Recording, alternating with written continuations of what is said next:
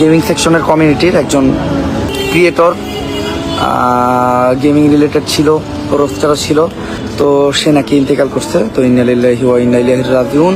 না ফেরার দেশে চলে গেল জনপ্রিয় কন্টেন্ট ক্রিয়েটর অ্যাডভান্স গেমিং ওরফে মুজাহিদ ভাই, যে কিনা সবসময় অন্যায়ের বিরুদ্ধে প্রতিবাদ করেছিল। তো হঠাৎ করে কিভাবে মারা গেল এই কন্টেন্ট ক্রিয়েটর মুজাহিদ ভাই, কি হয়েছিল আসলে, এমনকি তার মৃত্যুর পিছনে কার হাত রয়েছে, সমস্ত কিছু এই ভিডিওতে জানতে পারবেন। তাই ভিডিওতে লাইক দিয়ে শেষ পর্যন্ত দেখতে থাকুন। গাইস, ইতিমধ্যে অ্যাডভান্স গেমিং ওরফে মুজাহিদ ভাই তার স্ত্রীকে নিয়ে মালয়েশিয়াতে ঘুরতে যায়, কিন্তু গতকাল ফজরের সময় মানে 5টার সময় সে তার স্ত্রী আতিফাকে নিয়ে যাওয়ার সময় সড়ক দুর্ঘটনায় না ফেরার দেশে চলে যায়। তবে গাইস, ড্রাইভিং কিন্তু মুজাহিদ করেনি, ড্রাইভিং করেছে মালয়েশিয়ার একটা লোক, যে কিনা খুবই এক্সপার্ট। কিন্তু প্রচুর পরিমাণে ড্রিঙ্ক করার কারণে এই অনাকাঙ্ক্ষিত ঘটনা ঘটে যায়। তবে ইতিমধ্যে যেন গোটা বাংলাদেশ মুজাহিদের মৃত্যু কেউ মেনে নিতে পারতেছে না। এত কম বয়সে একটা ছেলে, তাও হঠাৎ করে এইরকম একটা খবর, এইটা যেন সবার মনে ধোঁয়াশাই মনে হচ্ছে। কিন্তু তার বাস্তব সত্যি এইটাই যে এই অন্যায়ের বিরুদ্ধে প্রতিবাদী কন্টেন্ট ক্রিয়েটর মুজাহিদ আর পৃথিবীতে নেই। তবে এই রোড অ্যাক্সিডেন্টে নাকি মুজাহিদেরও একটু ভুল ছিল।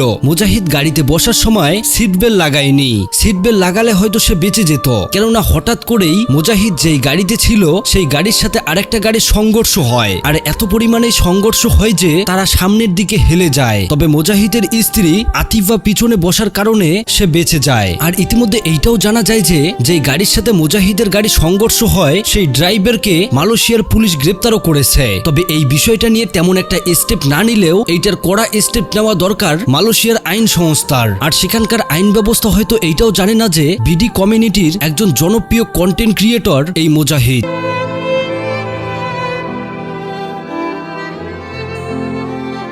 ইতিমধ্যে তার এই না ফেরার দেশে চলে যাওয়াতে টোটাল কমিউনিটি যেন একদম নিস্তব্ধ, বিশেষ করে ফ্রি ফায়ার কমিউনিটি। কেননা মুজাহিদের শুরুটাই হয় ফ্রি ফায়ার কমিউনিটি থেকে, যদিও তিনি অন্যায়ের বিরুদ্ধে সবসময় প্রতিবাদ করেছে। তবে ইতিমধ্যে মুজাহিদের মৃত্যু নিয়ে দুঃখ প্রকাশ করেছে ওমর অন ফায়ার সহ আরো অনেকেই। তো সেই ভিডিওর কিছু ক্লিপ আপনারা দেখুন। যে ক্রিয়েটরটা বা যে কন্টেন্ট ক্রিয়েটরটা বা যে গেমারটা মারা গেছে, তার লাস্ট ভিডিও ছিল আমাদেরকে নিয়ে, ঠিক আছে? মানে আমাদের যে নিউজ ভিডিও ছিল ওটার উপর রিয়াকশন ফিশার আমাদের পছন্দ করতো, আমাদের ভিডিও দেখতে, আমাদের একজন ফলোয়ার আমাদের সাথে নাকি খুব শীঘ্রই দেখা করার কথা ছিল, যে একদিন সময় নিয়ে আমাদের জায়গায় আসবে, দেখা করবে। তো সে নাকি ইন্তেকাল করছে। তো ইন্না লিল্লাহি ওয়া ইন্না ইলাইহি রাজিউন। আল্লাহ তাআলা তার আত্মার মাগফিরাত, মানে আল্লাহ তাআলা তাকে জান্নাতবাসী করুক। আমি তার আত্মার মাগফিরাত করছি। হ্যাঁ, অ্যাডভান্স কি মারা গেছে?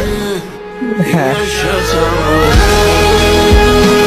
আসলে বন্ধুরা, শুরুতে তার মৃত্যুটা কেউ মেনে নিতে পারেনি। সবাই বলতেছিল হয়তো এটা মিথ্যা কোনো গুজব হবে। তবে বন্ধুরা, মৃত্যু কিন্তু অনিবার্য, কখন কার সামনে কিভাবে আসবে এটা কেউ বলতে পারে না। তবে কিছু জিনিস মানতে সত্যি অনেক খারাপ লাগে। ইতিমধ্যে যেন কান্নায় ভেঙে পড়ছে মুজাহিদের মা বাবা সহ তার আত্মীয় স্বজন। আমি পার্সোনালি মুজাহিদকে চিনি, সে খুবই একজন দক্ষ, এমনকি ভালো ট্যালেন্টেড একটা ছেলে ছিল। সবসময় ছিল তার কণ্ঠস্বর প্রতিবাদের উপর। এই তো কিছুদিন আগেই তো সে বিয়ে করলো, কিন্তু দেখুন আজ তার সাথে কি হয়ে গেল।